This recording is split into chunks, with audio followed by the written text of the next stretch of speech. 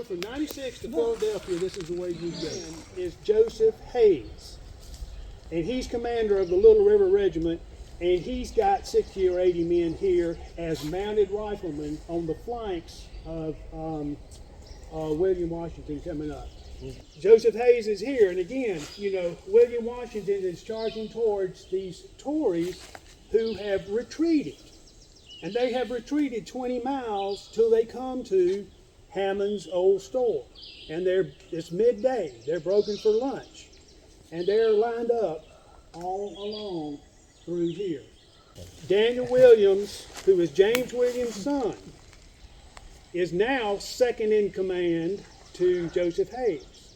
Again, Joseph Hayes was the colonel, and Joseph Hayes lived just 5 miles that way on this road, and that's our next stop. You have to remember that this road would not have been this deep, and it was probably not an impediment. There would have been some way coming across. Would there have been trees like this? It was totally open. It was a community place. I mean, this was the center of the community. When William Washington is approaching, and as he's approaching, all the neighbors are coming out, you know, like, he went that way, they went that way, you know, 10 minutes away, 15, whatever. And the Tories did have a rear guard back there of about 5 men, but Washington came up and he was able to capture them without firing a shot. So the Tories who were encamped here had no idea that there was a force of men, because they had covered 20 miles, not realizing that Washington had covered 40.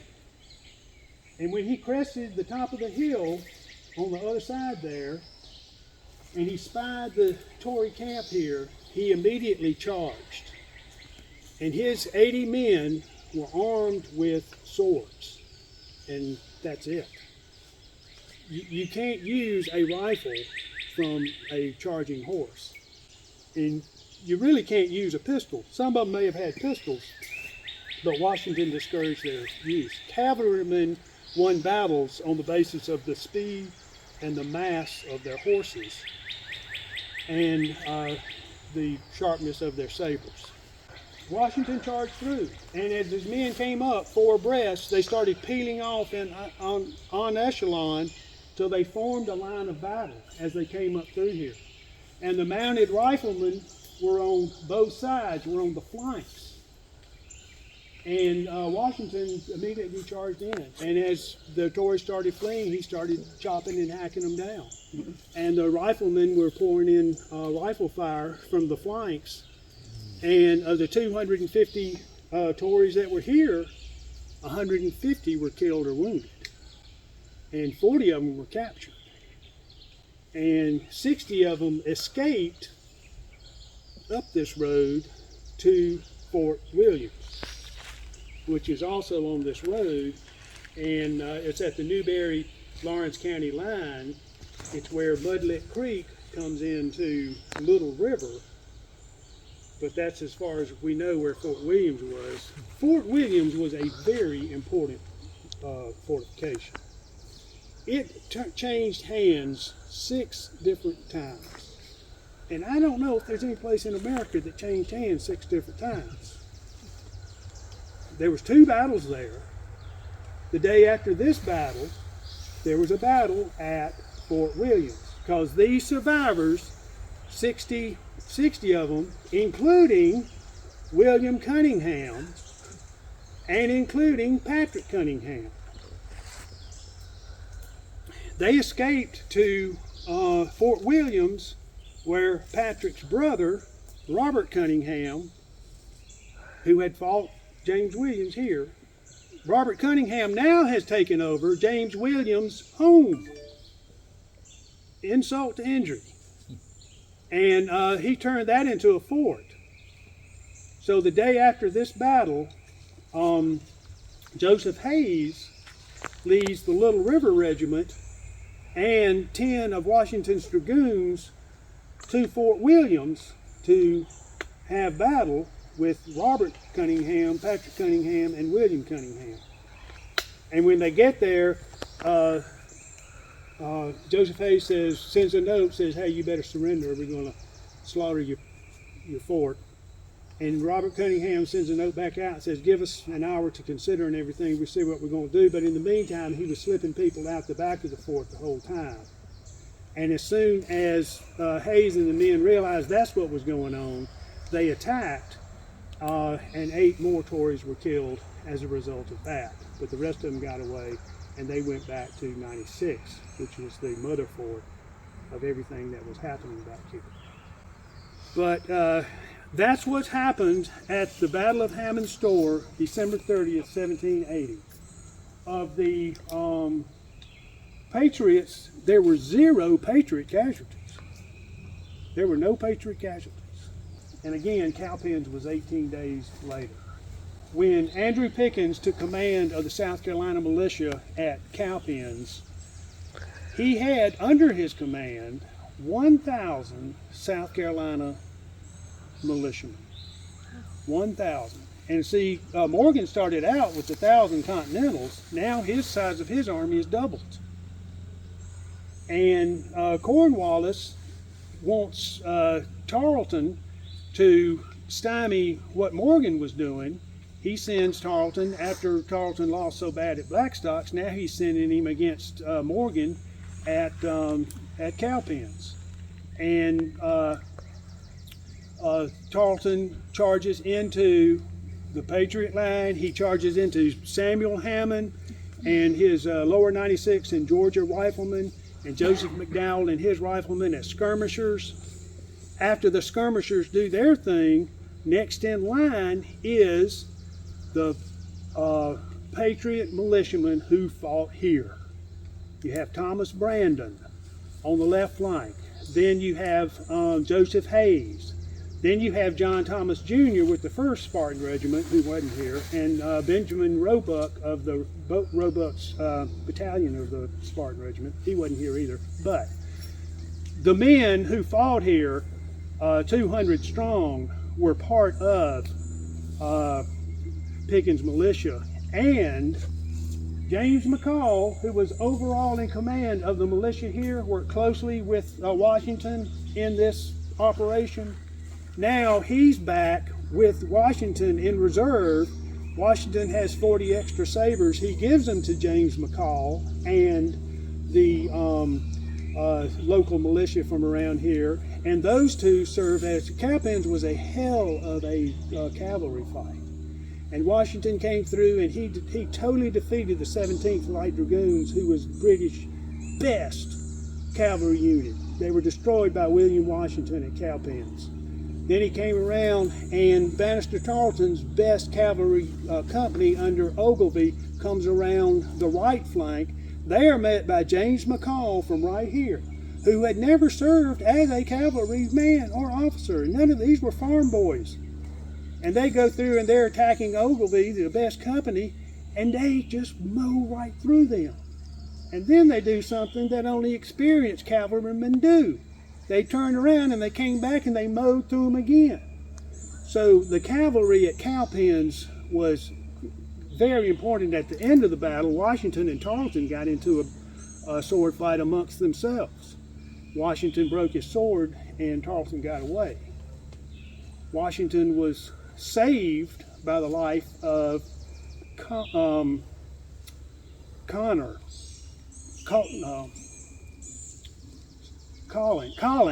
saved by the life of Colin, who was described as a waiter, too small to wield a sword, lifted his pistol and shot William Washington. Shot Cornet Patterson, who was about to chop off Washington's head. Colin saved Washington's life at Cowpens. Colin fought here with William Washington. He's shown in paintings as a black fellow, 14 years old. There's 3 descriptions of Colin. None of them describe his race, but everyone describes his puny arms. He's been a small fellow, but he was William Washington's, and he's described as a bugler. As a waiter, but he was a bugler. And the British even describe him, and they describe him as an ordinary bugler. But he fought here, and he's always beside William Washington's side because the orders were given by bugle. And he was a very important part of this. He was also at Guilford Courthouse, which was just a few months after this battle. And unfortunately, Colin was killed at Guilford Courthouse, fighting beside William Washington. But with everything that happened at Cowpens, so much was influenced by what happened here. And the biggest influence of all was the fact that Andrew Pickens had 1,000 local militiamen fighting with him at Cowpens. On Tarleton's side, with the British loyalists, whereas they had at least 250 here, now there was only 50 loyalist militiamen who participated at Cowpens. That was the discrepancy, and based on what did happen here. Now, also, who fought here was James Williams' son, Daniel. And William Cunningham was here. And William Cunningham sees 150 of his fellow comrades chopped to pieces with swords. He was at King's Mountain when there was deaths that occurred after, after a white flag. Now, have y'all read the book Backcountry Revolutionary? Yeah, I mean, highly recommend that.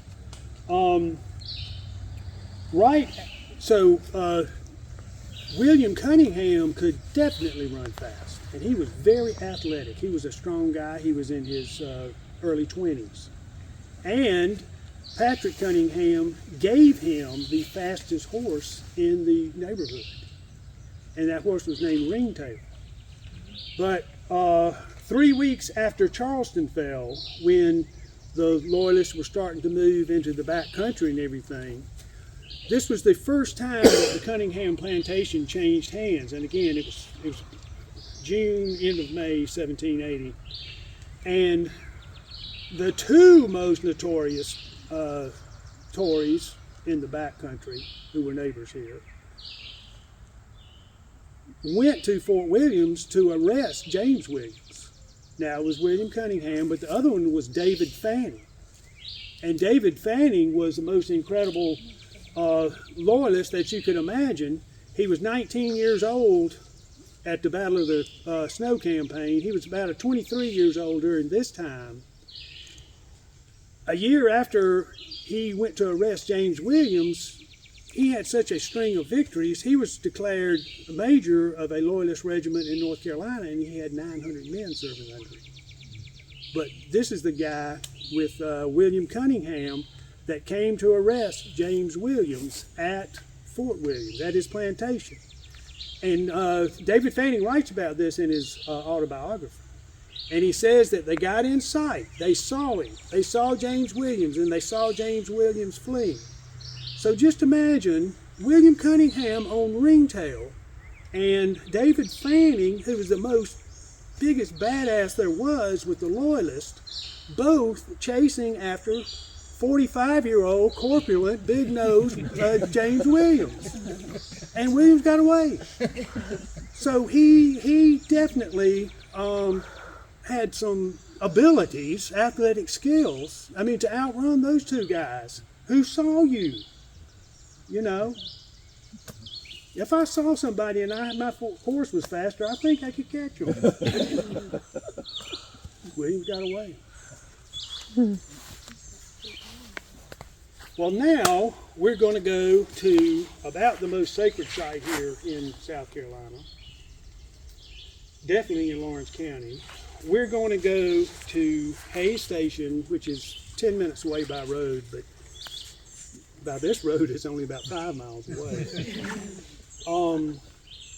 And we're going to see, the aftermath of what happened after the end of the Revolutionary War. And when I say end of Revolutionary War, I'm talking about 1 month after Yorktown. but the war did not end back here in South Carolina. And this was just such a civil war. We just stop in here. You can see this is the bottomland. You can see some standing water down there. That would have been an agricultural field. All the flat bottomland is just prime for corn and things like that. And the Cherokees, planted that in corn. This is the battlefield is a little bit behind us. We'll see the orange flag soon enough and be able to tell that. Uphill, I mean, if you're coming over the river, it's uphill.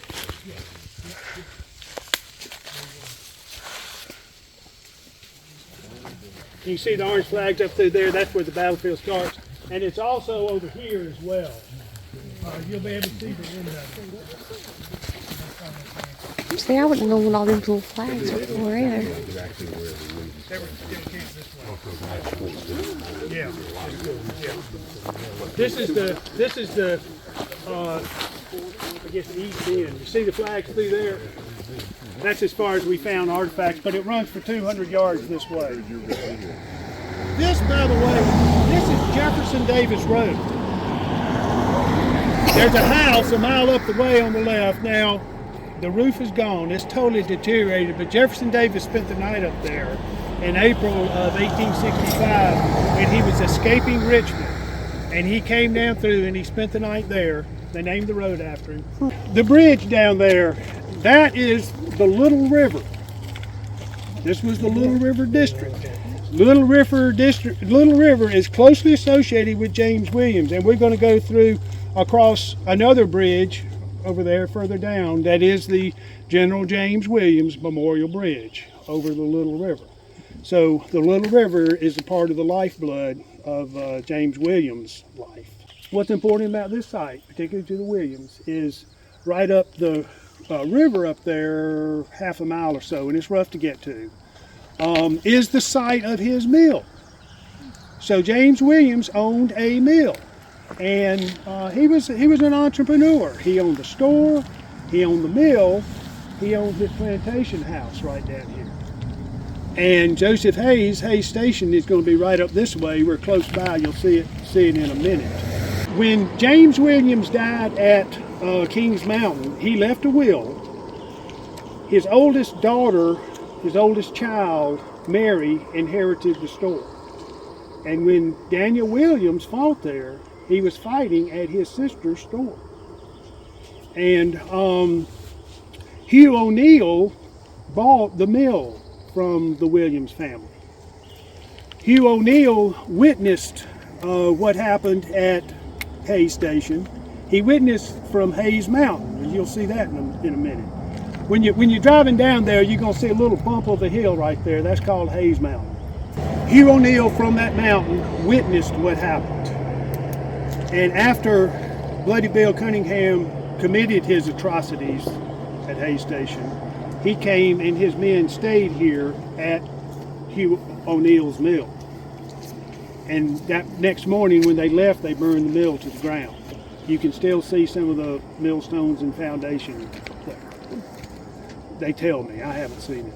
But they burned Hugh O'Neill's mill down, and then they went to Walnut Grove Plantation in Spartanburg County. Now, I don't know if in February of 1781, Bannister Tarleton had landed in Charleston.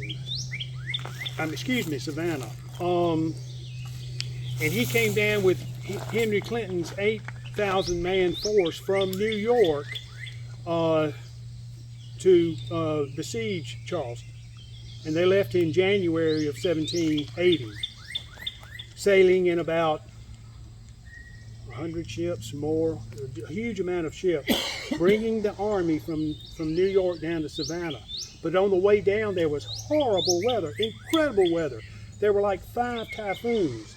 The weather was so bad that Bannister Tarleton had to throw his 400 horses overboard to keep his ships from sinking.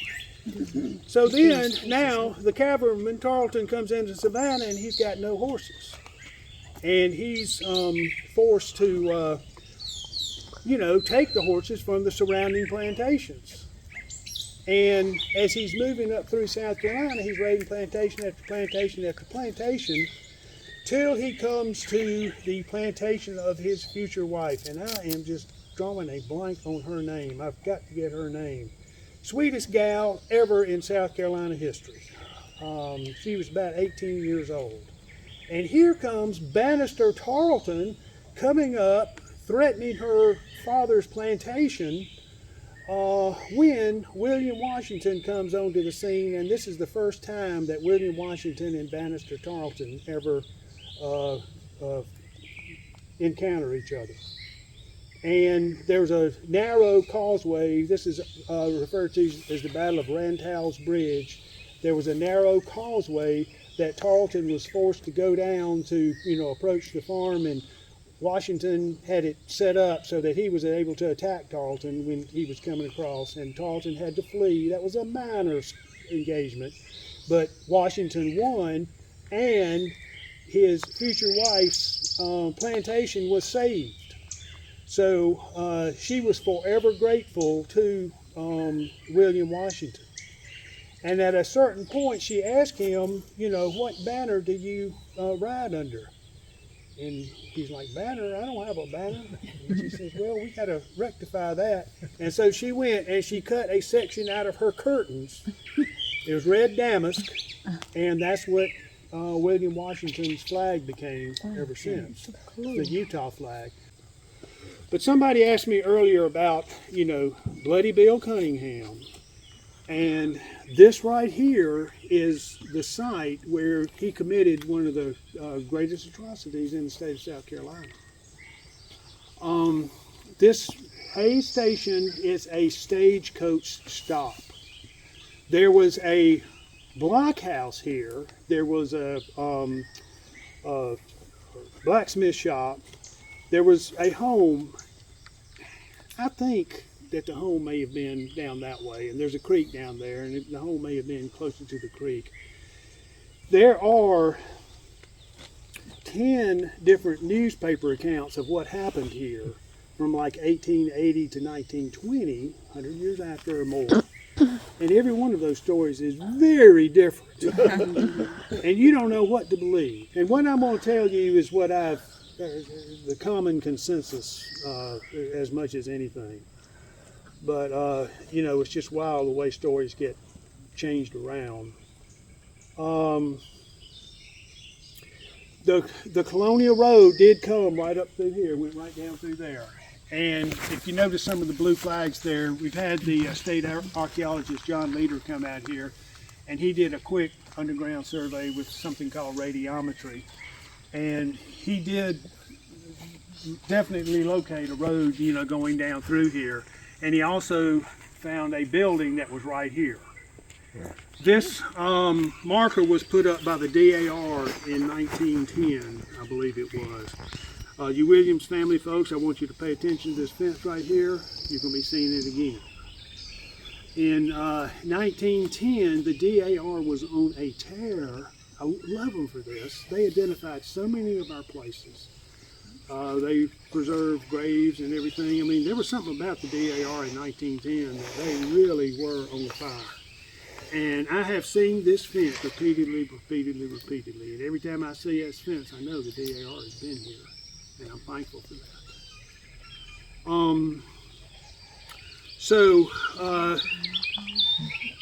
As far as Bloody Bill is concerned, we do think that he was a cousin of the Cunninghams.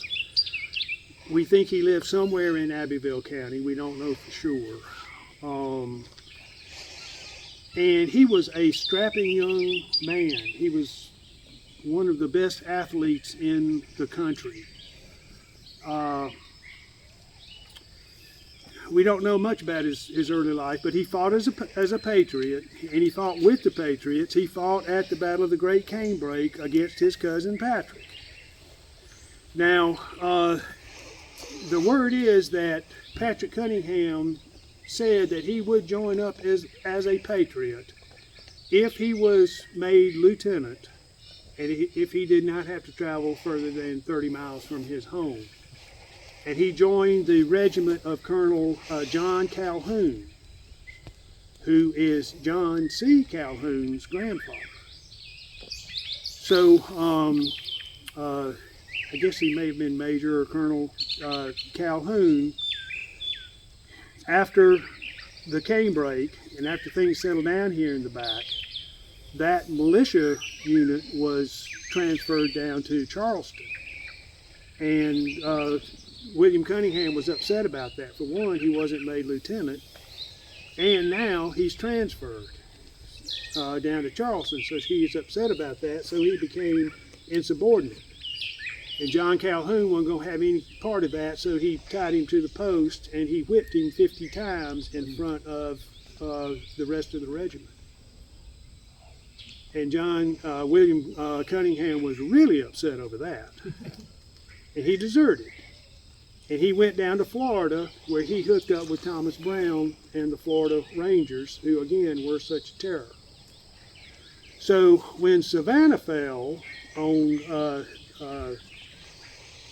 December 26, I believe it was, 1778, then now the British do have a toehold in the South. They have got Savannah. And many of those folks who were down in Florida now are back in Savannah, where they're trying to gear up. There was a mission up through Augusta, and Andrew Pickens attacked them at Kettle Creek, and there was definitely activity going on there. So while Cunningham was in Florida, in Savannah, he got word that a Patriot rogue, because there were bad guys on the Patriot side as well as bad guys on the loyalist side. A rogue Patriot captain was named William Ritchie, and William Ritchie was a neighbor of the Cunninghams. And William Ritchie went to the Cunninghams' plantation, where William Cunningham's elderly father and invalid brother were. And he abused those two gentlemen. He abused the brother to such an extent that the brother died. And when William Cunningham got word of that in Savannah, he stuffed a pistol in his belt and he walked 180 miles from Savannah to Abbeville County. When he went in 6 days, when he goes up to William Ritchie's house, he's sitting down at the dinner table with his wife and his son there. He grabs Ritchie by the scruff of his neck, pulls him out, throws him down in the front yard, pulls his pistol out, and he shoots him dead right there. So this is the first death that we have attributed to William Cunningham. And, after Charleston fell, Cunningham became very active. He, was parts of raids all over the backcountry. Again, he was at Kings Mountain where he was captured, escaped, fought at Hammond's old store, witnessed 150 people getting killed or wounded, goes down to Fort Williams. Now, Fort Williams is just a few miles that way. Did y'all notice the name of the road as we came in here? Yeah. Williams Road. Williams Road goes to Fort Williams.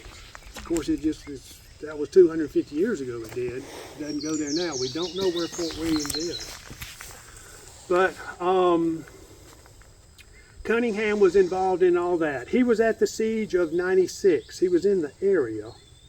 So, Nathaniel Greene came through after Hobkirk's Hill.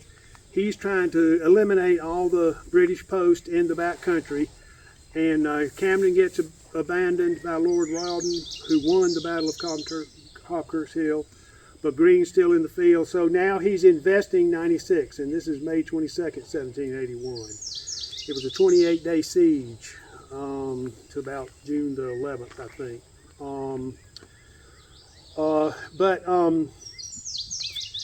So Lord Rawdon brings a relief force from Charleston and broke the siege because Nathaniel Greene knew he couldn't hold off Lord Rawdon and the garrison at 96. So Nathaniel Greene retreats. And where does he retreat to? He retreats to Fort Williams after the siege of 96. And at this time, Fort Williams is burned to the ground, because I left out this little tidbit. After Hammond's Store, the next day, Battle of Fort Williams, where Robert Cunningham and that crew all escaped down to 96. And so now the Williams plantation, fortified blockhouse, fort is abandoned.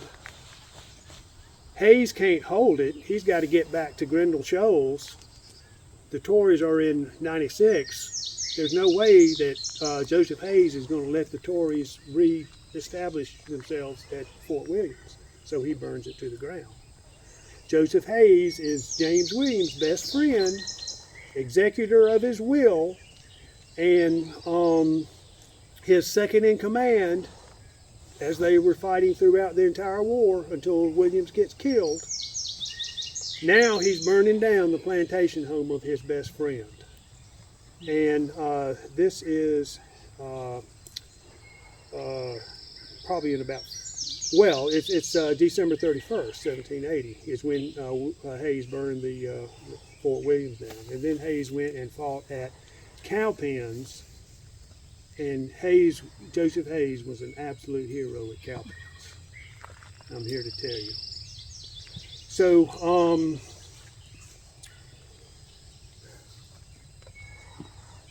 after the siege at Fort 96, at Fort Williams, and the siege of 96, Lord Rawdon gathers in all the loyalists in the back country because he's abandoning the back country. And he takes 30 days and he brings them all in. And there's a huge caravan now that's gathered in 96. And they go down through Orangeburg into Charleston, where they stay as refugees for the next 18 months.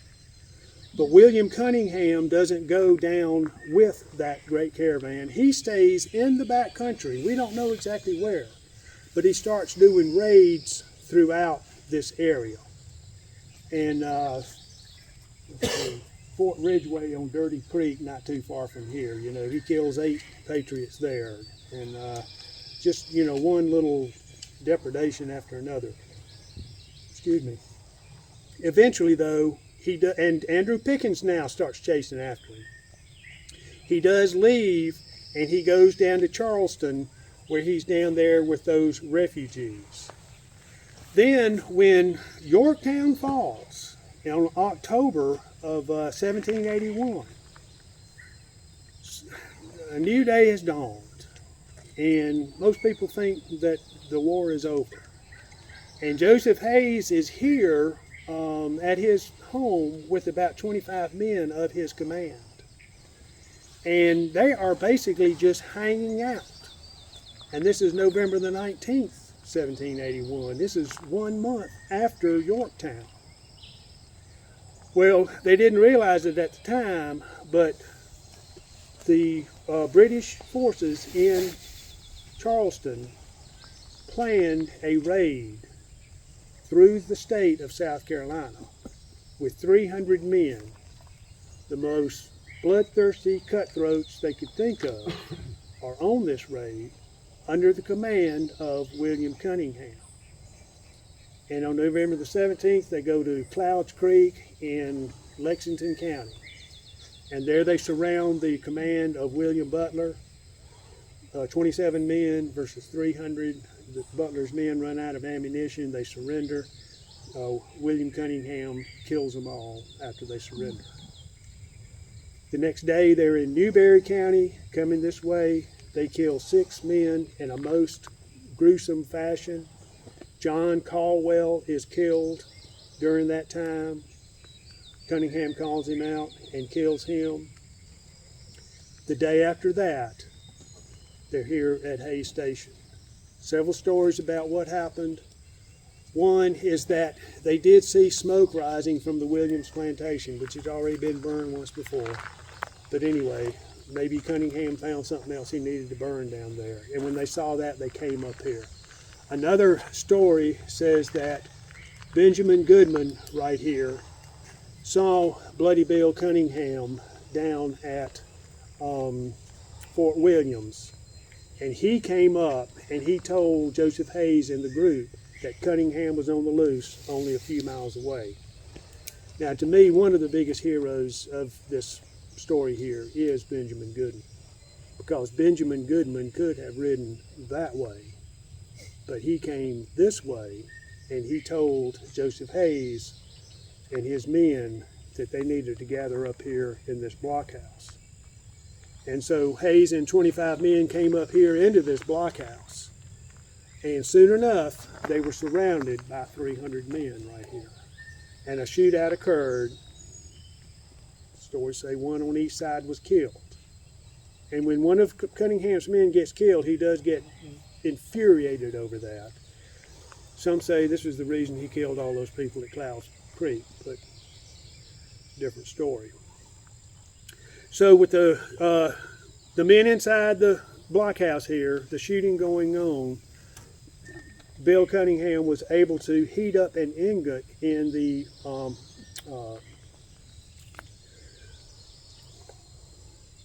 Blacksmith shop.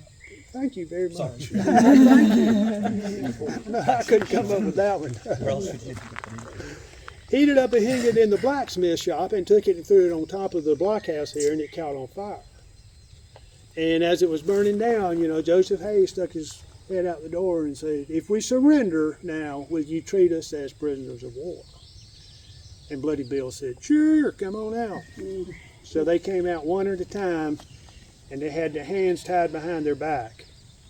And then when they were all lined up together, he took a rope and he tied it in between all of them, tied them all together, telling them they were going to march them down to Charleston as prisoners of war.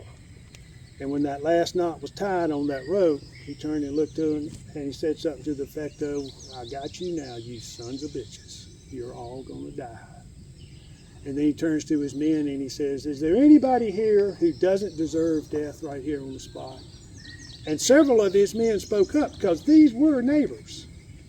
And they said, "You know, that fellow right there did me a good turn a few years ago. I don't think he needs to die here today." And Bloody Bill said, "Okay, well, you head on down the road." One of these men was named Honest Bill Blakely. He founded the ARP church here, but he was allowed to go and run down that road, and he started down that road never knowing if he was going to get shot in the back or not. And he was let go. Another fellow who was let go was Major Jonathan Downs, who was the commander of the Little River Regiment at the beginning of the war, was at Canebrake, fought with Cunningham at Canebrake,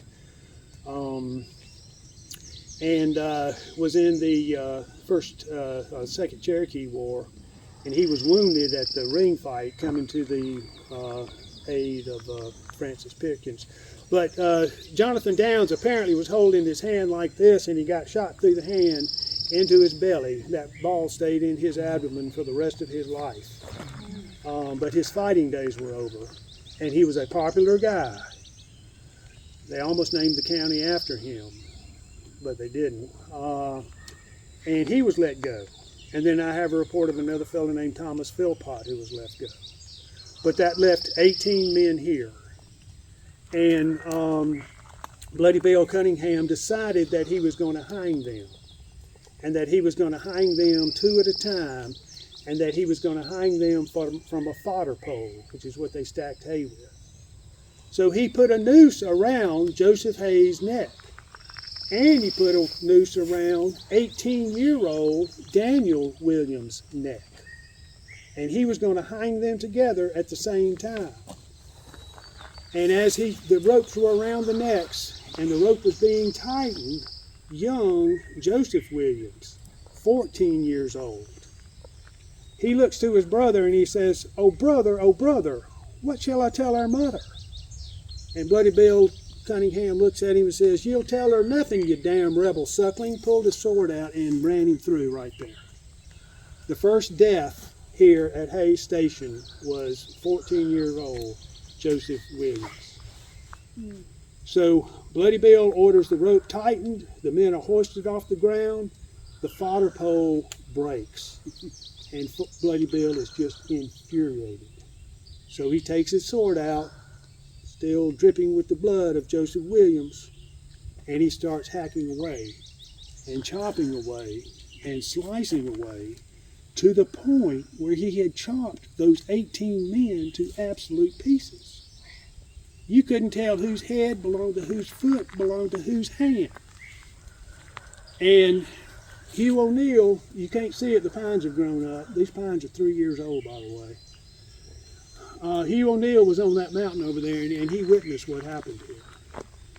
And later, when Bloody Bill had left, the families of 4 of these individuals came and collected the body parts, took them home for private burial, but 14 of those men were still here, and they're buried somewhere here in 2 common graves, according to Hugh O'Neill.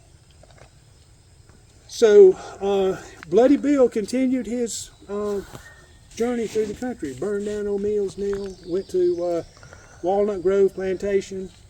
Throughout the state, he killed 79 men before he returned down into Charleston, and Andrew Pickens is the one who chased him down into Charleston. 3 days after that raid was over, they found like 13 bodies in a field down around Orangeburg or somewhere down there. And they have no idea who, how, or why those individuals were killed. But I mean, this is definitely attributed to Bloody Bill Cunningham. And the place where they were found is referred to as Slaughter Field. But nobody has an idea about what happened there, but we're sure Cunningham was involved with that. So after the war was over, Robert Cunningham, the general, he was banished from the state of South Carolina, and he went to live in the Bahamas for the rest of his life, where he received a British pension for the property that he lost here. And he had a really good plantation, had it going on. This road went right past his plantation. And he was given a British pension from the rest of his life. His brother, Patriot Cunningham, applied for readmission. You know, Patrick was the wealthiest man in this country, in this county. He had 40 slaves. He had several thousand acres. He was a surveyor. Surveyors knew where the good stuff. He was also a justice of the peace. He applied for readmission, and Patrick Cunningham, even though he basically started the whole thing with the first siege of 96, but Patrick Cunningham obviously did fight with honor, and he was allowed readmission. He was immersed, he was fined 12% of his holdings, which was nothing to him. He sold off a piece of property and that was it. This property right here belonged to loyalist Thomas Edgehill. And Thomas Edgehill got this place confiscated. In 1778, the state of South Carolina passed the Confiscation Act. Now basically, the Tories and the Loyalists had been run out of the country no matter what. But now it was kind of like official. And if these Loyalists did sign an oath of allegiance to the Patriot cause, they could keep their property. If they didn't sign it, they lost half of their property. If they were obnoxious about that, they lost all their property. Thomas Edgehill was obnoxious, and he lost his property. So, there were some pretty heavy-handed methods employed by the Patriots back then. You kind of have to know that. But Patrick Cunningham came back, and he had a wonderful plantation, and his daughter-in-law was an incredible horticulturalist, and I'm a horticulturist, not incredible, but I have studied her work. And Patrick Cunningham's granddaughter was named Anne Pamela Cunningham. And Anne Pamela Cunningham is the one who saved Mount Vernon. Her mother was sailing down the Potomac River when she looked up on top of the hill and she saw this decrepit mansion up there, and she asked the boat captain, he said, "What's that building up there?" And the captain told her, "Well, that's Mount Vernon, that's George Washington's house." And the mother told the daughter, how sad and shape Mount Vernon was in. So Anne Pamela Cunningham took it upon herself here in Lawrence County. Now, Anne Pamela Cunningham was an invalid. She had broken her back at the age of 12 in a horse riding incident. So she was semi-limited. The family would take her up to Philadelphia every summer to visit with a doctor up there who treated her, and she was in Philadelphia 6 months out of the year. But the rest of the time, you know, she was here, and she was bedridden. She could walk a little. From her bed, she wrote letters to every newspaper in America and told them about the sad state of Mount Vernon. Formed the Mount Vernon Ladies Association. This is the first historic preservation project in the United States. And she raised $200,000 that she was able to buy from like the fifth cousin of George Washington, who owned the property at this time. And they restored South Mount Vernon. So it was a loyalist colonel granddaughter who saved Mount Vernon. And I think this is wonderful as far as the healing of America is concerned. But William Cunningham, Bloody Bill Cunningham, the most hated man in America at this time, he goes to the Bahamas as well, and he starts living with Robert, his cousin Robert Cunningham. And 6 years after the war, William Cunningham did die. And there's two stories about his death. One report says that he was poisoned to death. And another report says that he dies of syphilis. So however he died, good riddance to him. And that is the story of Bloody Bill Cunningham and Hayes Station. Does anybody have any questions? Yes. James Williams' wife, Mary. Yes. Where was she, like during the Battle of Old Hammond Fort, and the next day? When? And where was she at this time? Well, there's a little story about that. Have you read Backcountry Revolutionary? I have, but it's been a Yeah, while. well, I got you. North Carolina with all the slaves, right? Well, let me tell you about what happened. You know, when James Williams knew that Charleston had fallen, and he knew that the world was about to turn upside down, he did write his will. That's when he named all his holdings and his people and all this kind of stuff.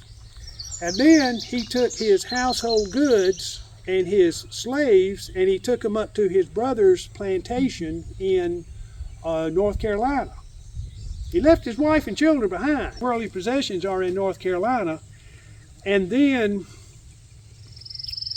he was all fighting. His family was dispossessed. They went and they lived in outbuildings, slave quarters, in other surrounding properties. In 1990, people were coming up here and abusing this place. There's no doubt about it. This is the second monument that's been here. The first monument was put up in the 1850s. And it was a pink marble structure that was huge, and on all four sides it described what happened here. I use that monument really as the basis of my story. And in the 1880s, that monument was shattered to pieces. And the newspaper from 1880 says it was radical Negroes who didn't know the difference between the Civil War and the Revolutionary War, and they thought that, you know, this was a monument to Jefferson Davis or something like that, and they busted this to pieces with sledgehammers. Of course, there's another story that says the monument got struck by lightning and got busted to pieces. You know, so we don't know. But the first time I was here, there was a fella here who was in his 80s, and he remembers coming here as a child, and he does remember seeing pieces of pink marble laying around here.